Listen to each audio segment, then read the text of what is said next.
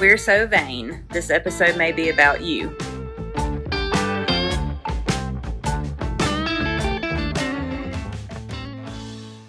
Welcome to We're So Vain, Episode 7. Today, Dr. Schul will discuss another treatment option called radiofrequency ablation. Well, thanks, Chancey, and welcome back.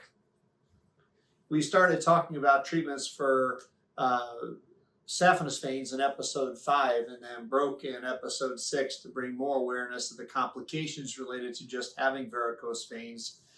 Now we're back to talking about treatment for varicose veins. And so we covered endovenous laser.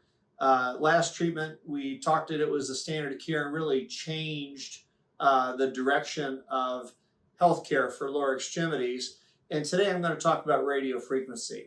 Radiofrequency's been around just as long as endovenous laser. The difference was they made a transition in design in around 2005, where they went from a pronged catheter to a straight catheter with a heating coil. In fact, right here is that heating coil that you see.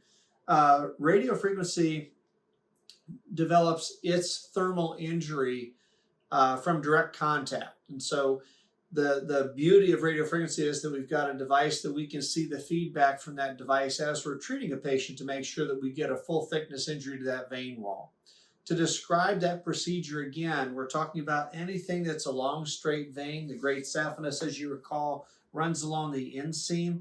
This is the most common vein that we treat with radiofrequency, and we just numb up the skin, place a small catheter, pass that heat element to the top.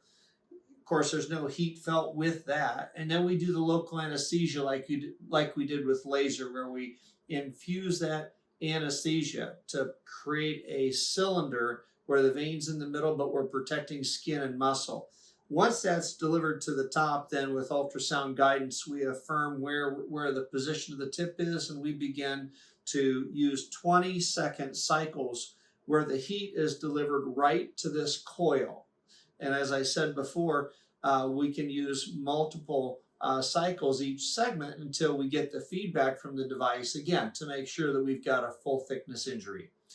As we reach that point, we just gradually pull this back until we're down near the end, and then basically that procedure's over. The post-care with radiofrequency is very much identical to laser. Standard of care is applying compression over the area that was treated. I ask patients to basically plan on taking some anti-inflammatories for a few days, barring any complications, to wear a compression stocking for a few days, walk, and basically resume their normal activities, acting as if we didn't do anything. If there happens to be more bruising that someone may notice, or if you wanted to add anything additional in that first part of a thermal procedure, ice can be beneficial to help lessen bruising and lessen the soreness, if you will, of the anesthesia.